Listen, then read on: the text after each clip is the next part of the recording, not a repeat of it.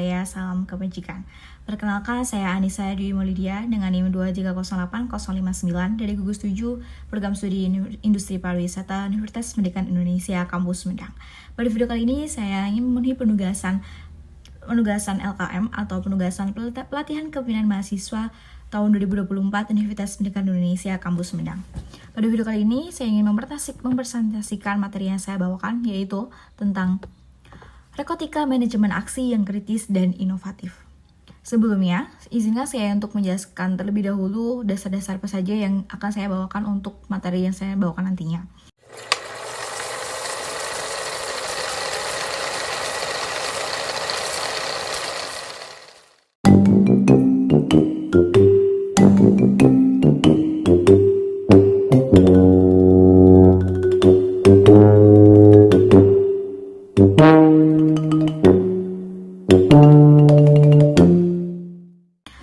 Sebagai seorang mahasiswa, tentunya sudah berkewajiban untuk belajar secara akademik.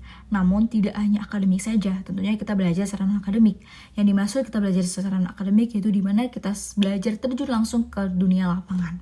Tentunya, ketika kita terjun langsung ke dunia lapangan itu sangat menjadi bekal untuk kita bekerja nanti.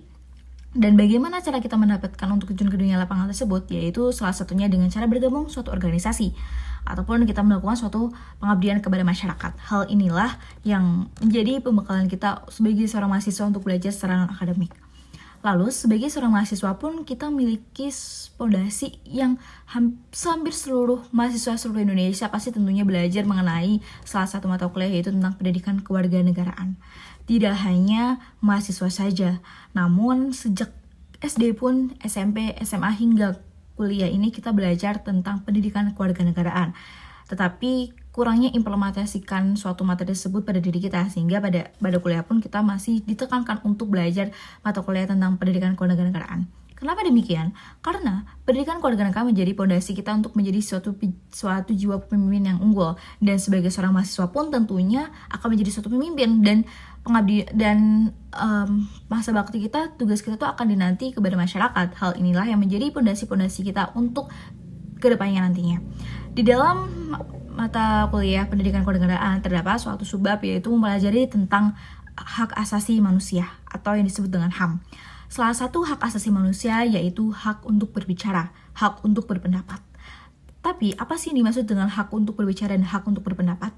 Yang dimaksud dengan hak berbicara dan hak berpendapat ini tidak hanya kita dibebaskan untuk bicara apa saja, tidak hanya kita bebas untuk membicarakan apa saja, tidak, tetapi hak berbicara dan hak berpendapat ini tentunya memiliki beberapa aspek yang harus diimplementasikan pada diri kita agar saat kita berbicara, agar saat kita berpendapat tentunya dapat dihargai oleh orang lain, dapat diterima dengan orang lain, dan tidak menyalahkan satu sama lain.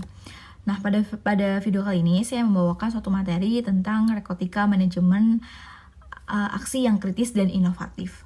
Salah satu penerapan hak untuk berbicara dan hak pendapat dalam dunia perkuliahan yaitu ketika kita sedang melakukan aksi.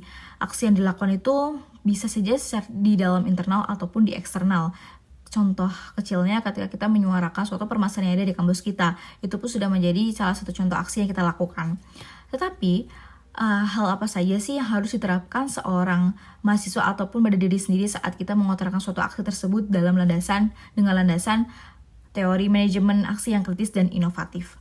Rekotika manajemen aksi yang kritis dan inovatif ini adalah suatu pendekatan dalam kepemimpinan dan pengelolaan yang menekankan pada pemikiran yang mendalam, evaluasi yang teliti, serta kemampuan untuk menghasilkan ide-ide baru dan solusi kreatif. Lalu, apa saja sih aspek-aspek dan strategi yang diterapkan kepada seorang jiwa pemimpin ataupun pada diri kita sendiri saat kita melakukan suatu aksi tersebut?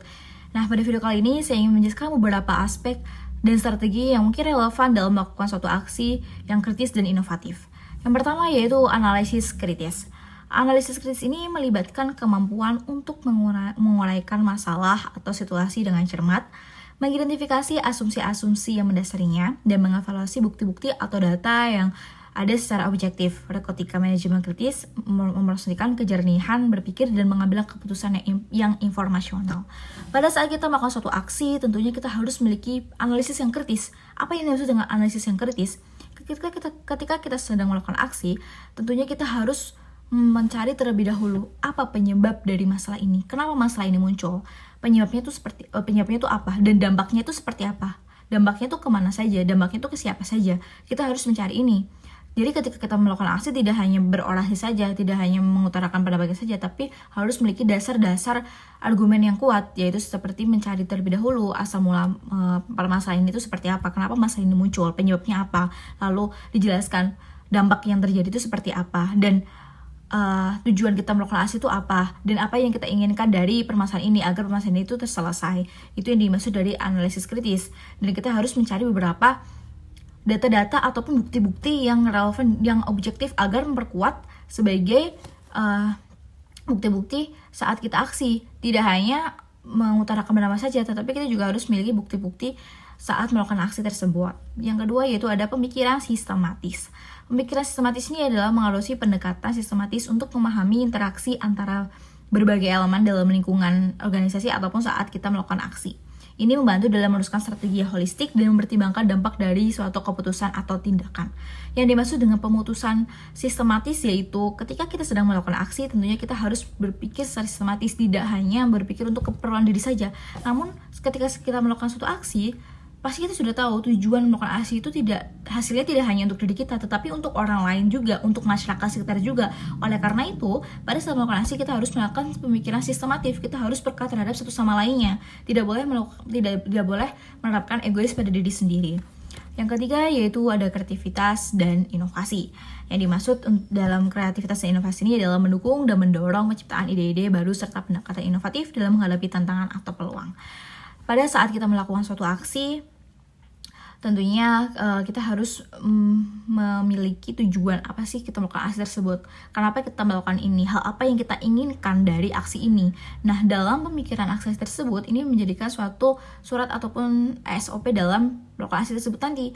Ketika kita memiliki dasar-dasar penguatan tentang aksi ini terjadi, dan kita memiliki surat perjanjian di mana kita meminta kepada pimpinan ataupun pihak yang berwenang saat kita melakukan aksi, yaitu dengan berpikir secara kreatif dan inovasi. Sebagai seorang mahasiswa pun harus bisa menanggulangi masalah ini. Ketika ada suatu masalah dan kita melakukan suatu aksi, sebagai seorang mahasiswa pun harus memiliki pemikiran yang kreativitas dan inovasi bagaimana cara menyelesaikan masalah tersebut.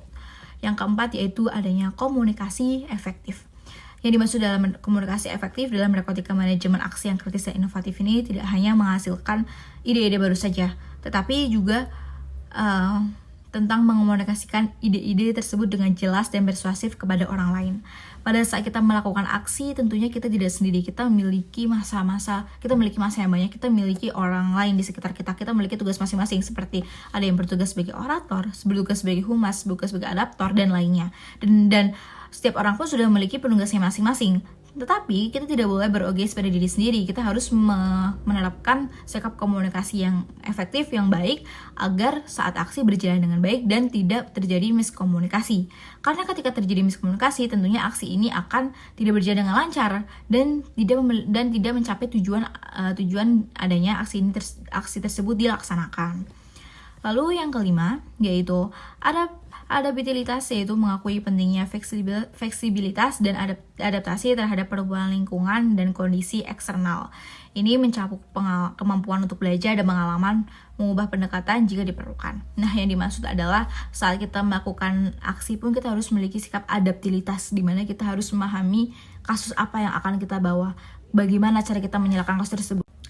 Yang kelima yaitu adaptabilitas, yaitu mengakui pentingnya fleksibilitas dan adaptasi terhadap perubahan lingkungan atau kondisi eksternal. Jadi saat kita melakukan suatu aksi, tentunya kita harus adaptabilitas pada lingkungan sekitar kita. Kita harus menjaga satu sama lain. Kita tidak dibolehkan untuk egois satu sama lain. Kita harus mengingatkan satu sama lain untuk menghasilkan tujuan yang sama, yaitu untuk menyelesaikan suatu permasalahan yang ada dalam suatu melakukan aksi tersebut. Dan mungkin ini beberapa elemen-elemen ataupun aspek-aspek yang dapat diimplementasikan sebagai seorang mahasiswa ataupun sebagai seorang kurang diri saat melakukan aksi. Demikian video yang saya sampaikan, kurang dan lebihnya dicukupkan. Wassalamualaikum warahmatullahi wabarakatuh. Terima kasih.